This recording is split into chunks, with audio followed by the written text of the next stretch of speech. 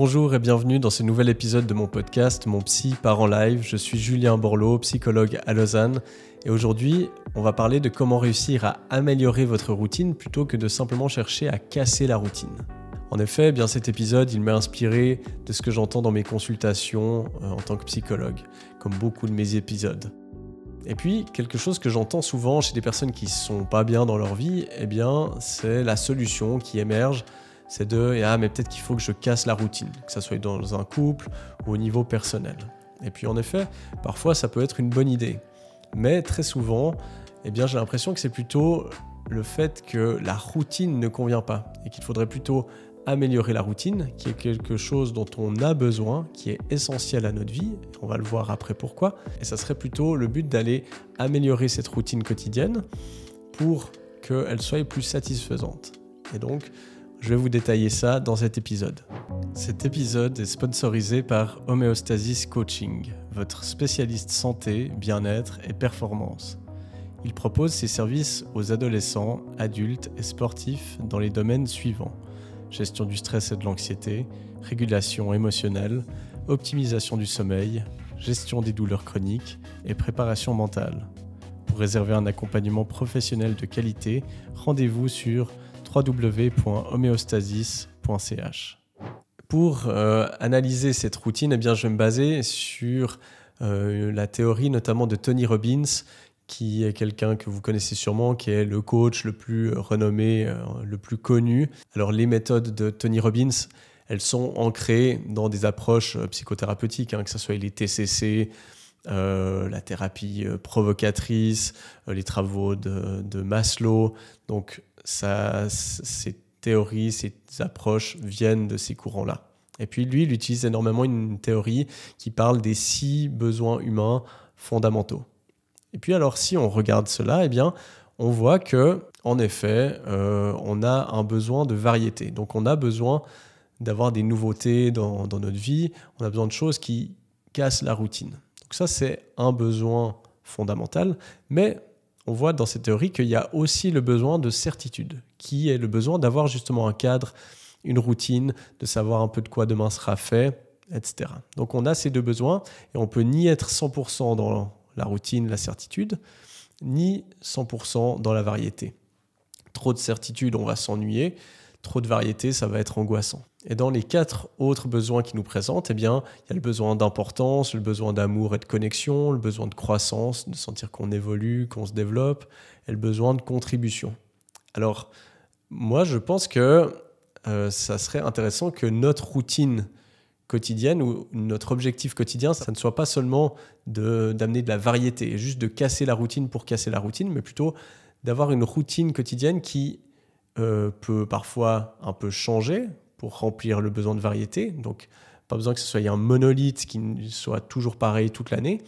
Et puis, que cette routine, elle puisse permettre de remplir les autres besoins. Alors ça, c'est quelque chose que j'aimerais vraiment que vous reteniez de cet épisode. C'est que la routine, c'est super important. Si on est des êtres de routine, d'automatisme, c'est pas pour rien.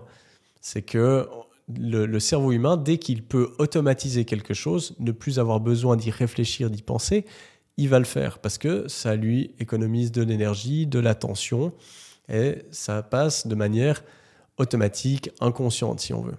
Et si vous y réfléchissez, il y a des centaines de choses que vous faites de manière totalement automatique.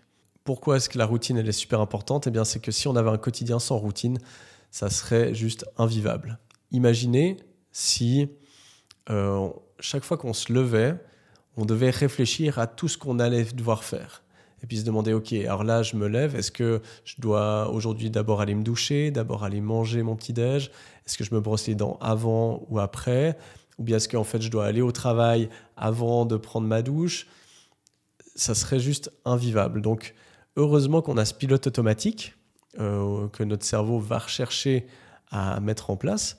Comme ça, ça nous économise de l'énergie, de l'attention. Et donc, on se lève le matin, on sait qu'on se lève à telle heure, on sait que d'abord, on va aux toilettes, on fait notre petit pipi, ensuite, on va se préparer le petit-déj, ensuite, peut-être qu'on se fait un café, ensuite, je vais peut-être aller me doucher, et puis je me prépare d'une telle manière, ensuite, je sais que j'ai le bus à telle heure. Donc, heureusement qu'on a ça parce que ça va nous structurer et ça nous économise énormément d'énergie.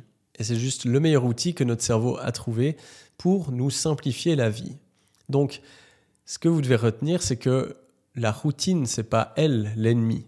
L'ennemi, c'est la mauvaise routine. C'est d'avoir une routine qui n'est pas satisfaisante, qui ne vous rapproche pas de ce que vous souhaitez vivre. Et, entre guillemets, c'est de marcher sur le mauvais chemin. Alors, moi, j'aimerais vous proposer une réflexion sur comment améliorer votre routine quotidienne.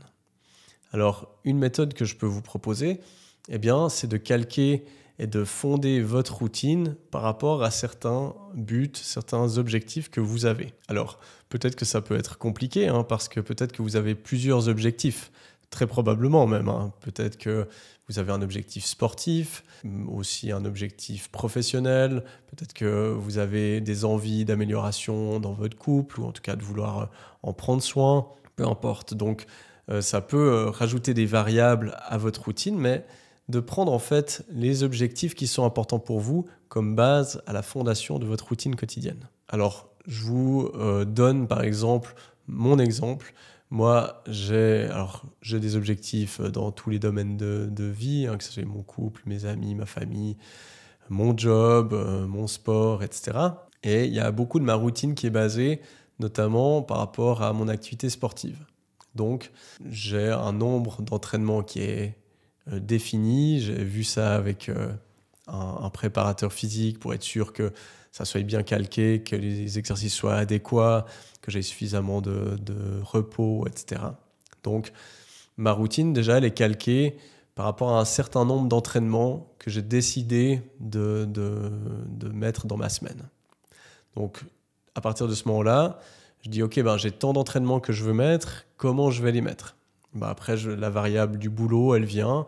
OK, j'ai tels horaires de boulot. Alors, j'ai dû adapter. Typiquement, quand j'ai voulu mettre plus de sport dans mon quotidien, au lieu de commencer à 7h le matin, j'ai décidé de commencer à 9h. Et donc, je me suis dit, OK, pour ensuite bien récupérer, avoir suffisamment d'énergie pour le sport, il faut que j'ai une alimentation aussi adéquate.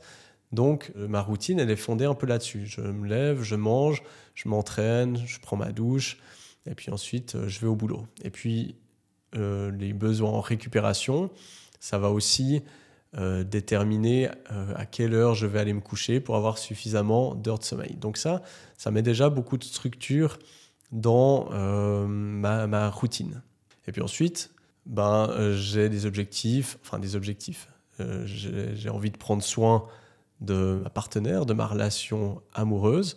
Donc ça aussi, ça vient structurer une routine parce que je sais qu'il y a des soirs dans la semaine qui sont réservés à ma compagne, il y a des week-ends aussi, des vacances. Donc ça met à nouveau une structure en plus et qui inclut certains de mes objectifs. Ensuite, il y a au niveau de mes relations amicales, familiales, j'ai aussi envie de pouvoir en prendre soin, les entretenir.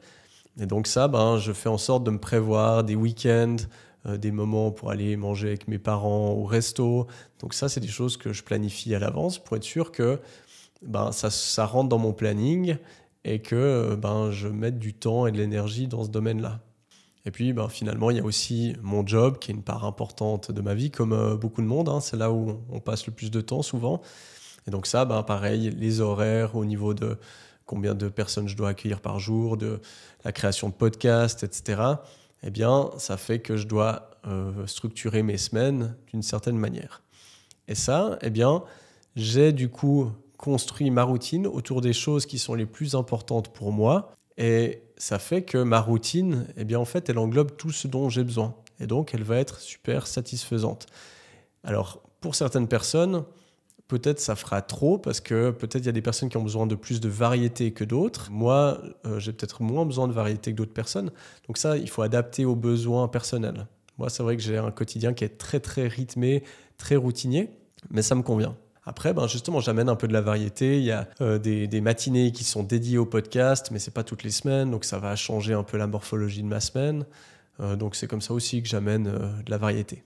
Et donc, moi, je vous encourage à utiliser cette technique pour structurer votre routine afin que tout apparaisse dans votre semaine tous les points qui sont importants pour vous, et puis vous avez le droit de ne pas avoir les mêmes que moi, peu importe, mais que les choses qui sont importantes pour vous en fassent partie. Si pour vous c'est super important de lire des mangas ou bien d'aller vous balader en forêt, eh bien il faut que dans votre routine, il y ait ça qui soit planifié, que ça ait une place là-dedans. Et ainsi, vous serez assuré d'avoir une routine qui vous convient.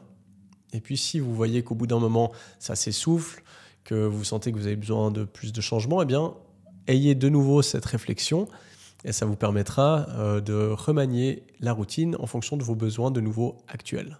Et puis alors moi, c'est quelque chose que j'utilise aussi ou que je propose des fois en consultation pour évaluer si la routine que j'ai actuellement, elle me convient. Eh bien, c'est de me demander si je devais vivre la semaine que je viens de vivre jusqu'à la fin de mes jours, si c'était la même semaine qui se répétait de semaine en semaine, est-ce que je serais satisfait ? Et là, vous verrez la réponse qui vous vient. Alors évidemment, là c'est extrême et puis probablement que on manquerait de variété. Mais si vous dites, oui, ça pourrait être quelque chose que je pourrais envisager parce que en fait, finalement, il y a tout ce dont j'ai besoin dans ma semaine que je viens de vivre, eh bien, ça veut dire que vous avez une routine qui vous correspond. Voilà, c'était aujourd'hui un épisode assez court, mais c'est une réflexion qui est vraiment super importante et que je souhaitais vous partager. Comme d'habitude, mettez-moi vos réactions, vos commentaires, vos questions dans les espaces de commentaires. Laissez-moi vos évaluations sur les plateformes de podcast. S'il vous plaît, ça m'aide énormément, que ce soit sur Apple Podcasts, Spotify. Ça m'aide beaucoup à diffuser ce podcast que j'aimerais voir grandir encore et encore. Donc, merci pour ça et je vous dis à la semaine prochaine pour un prochain épisode.